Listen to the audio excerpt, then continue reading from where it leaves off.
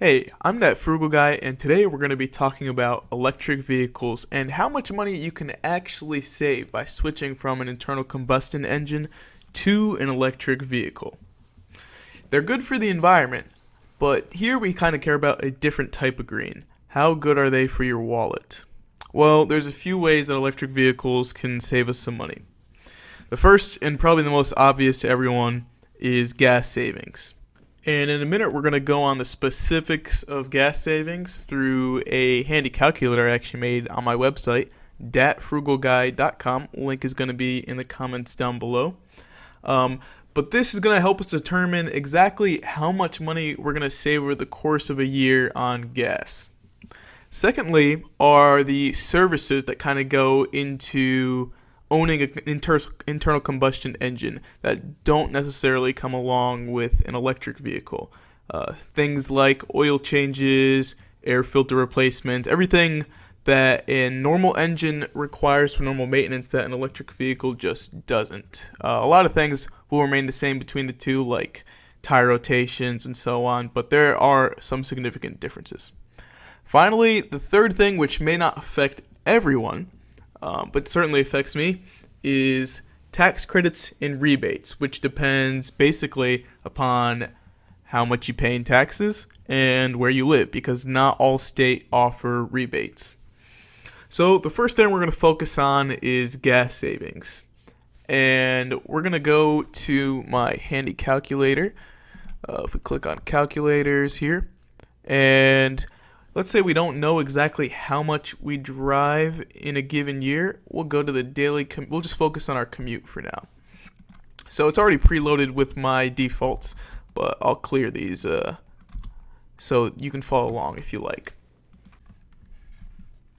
So the first thing we need to input is going to be our commute, which is our miles to work. If you don't know how long it takes you or how far away your work is, quick Google Maps can figure it out. So for me, I Google Mapped it. It's about 20 miles for me to get to work one way.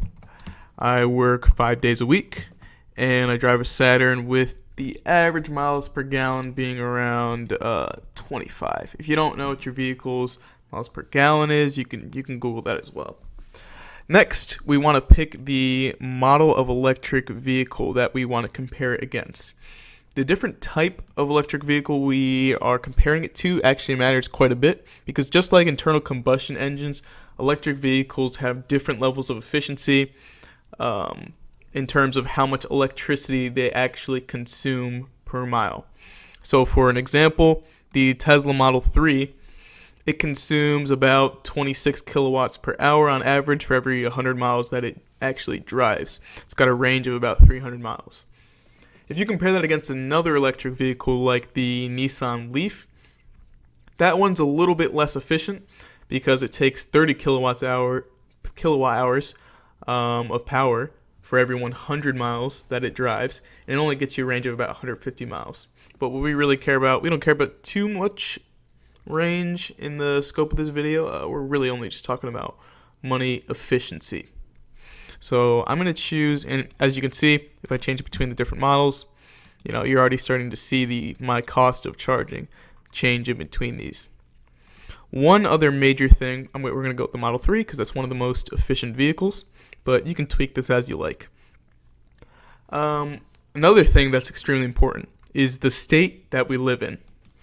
Now, as you most likely know, gas prices as well as electricity bills are going to vary extremely from one state to another. If you live somewhere like in Alaska, let's say, my price of gas is going to go up quite a bit, and my cost of charging is going to go up a little bit. California, gas prices went up by about $400 per year just from this commute, not even taking into account the other drivings I do.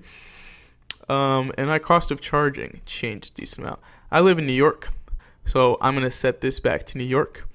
And we can see, the cost of gas in New York isn't too bad right now. It's about $2.83. This calculator updates every 4 months. So it's going to account for the average price of gas in New York and the average price per kilowatt hour for for charging your electric vehicle. So the cost over the course of the year just for my commute is going to end up being around $11.50 every year, while the cost of charging going that same distance in an electric vehicle is about $283. So just by owning that vehicle in the first year on only my commutes, I would save $864. Now, instead of just focusing on my commute, let's say that I know exactly how many miles I drive in a given year. So instead of using just this commute calculator, I'm going to go to the total annual savings calculator. I've already got my information put in there as default. So let's say I travel around 12,000 miles per year on average. That's including not just my commute, but obviously things like going to the grocery store, visiting friends and family, all that stuff.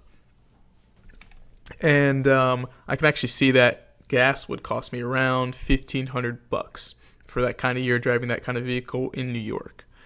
If instead I own an electric vehicle like the Tesla Model 3, I would save around $1,150. And I could change this to Chevy Bolt. It's around $1,000. BMW i3, it's around $1,100. Ford Focus, around $1,000.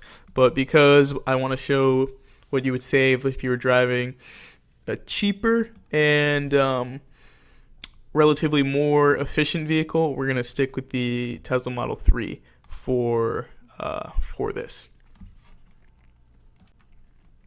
And just a quick peek behind the hood of this calculator, it assumes that you're paying the average price in gas per your state and that you're changing your oil about every 5,000 miles or 6 months. That's basically what every single mechanic recommends if you actually want to take good care of a vehicle with an internal combustion engine.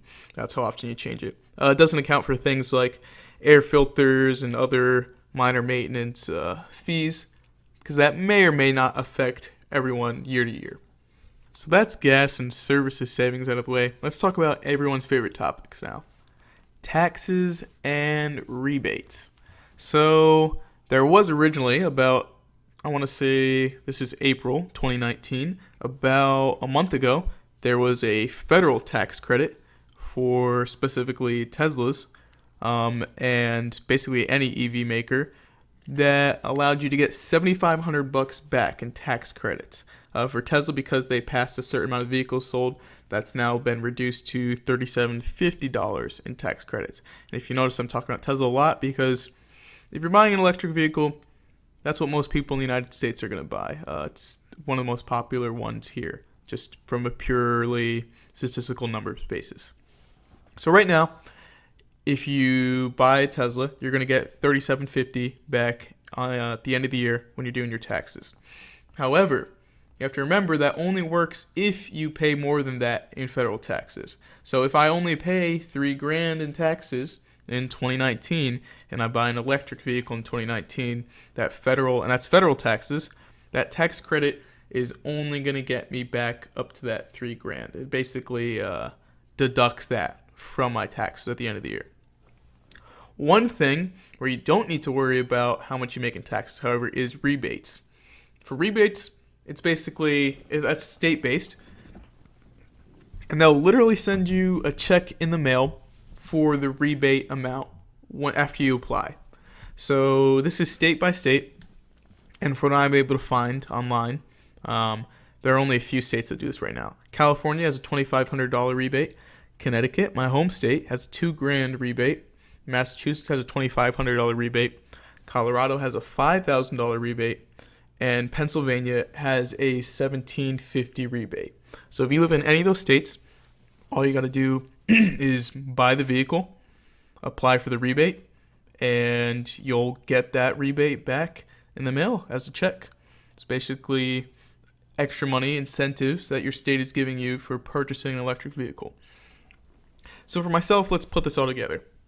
As a New York resident, I don't really get any rebates, but I do save that $3,750 in taxes. Plus, I save my about $1,150 in gas. So to put it more precisely, for looking back at my calculator, I save $1,141.86 in an average year of driving. I add in that tax credit I'm going to get in my first year. So just in the first year of owning the vehicle, I'm going to be saving $4,891.86. So in that first year, I'm saving about $4,900. Now, let's say I own the car for 5 years. 5 years of average driving is going to save me around, 5 times 11, 40, $5,700 in gas. So you add on the credit, and I'm saving about $9,000 just from literally driving the electric vehicle rather than driving the internal combustion vehicle. One thing to note, the prices of gas and electricity is going to change quite a bit over the next few years. Could go either way, honestly. However, batteries in these electric vehicles are getting more and more efficient as the years go on. And a lot of companies, like Tesla specifically, they can push out, and they have pushed out over the year updates that actually increase the efficiency and the range of your vehicle just through software updates that allow the car to actually maneuver more efficiently when it's driving. So that's definitely something to note. More future potential savings there, but that's all not really guaranteed, so we're just going to stick with the savings we have for now. So for me personally, over the course of 1 year, the first year, I'm going to be saving almost $5,000, and over the course of every single successive year, I'm going to save around $1,140 on just gas for the rest of those years. So if you want to check it out for yourself, definitely take a look at my website, datfrugalguy.com, datfrugalguy.com. I've got some calculators on there, as well as some articles on topics from electric vehicles to personal finance, budgeting, and investing. It's a relatively new website right now, but I plan on adding a lot more and updating it weekly with videos, articles, and so on. Thank you very much for watching, and I will talk to you soon.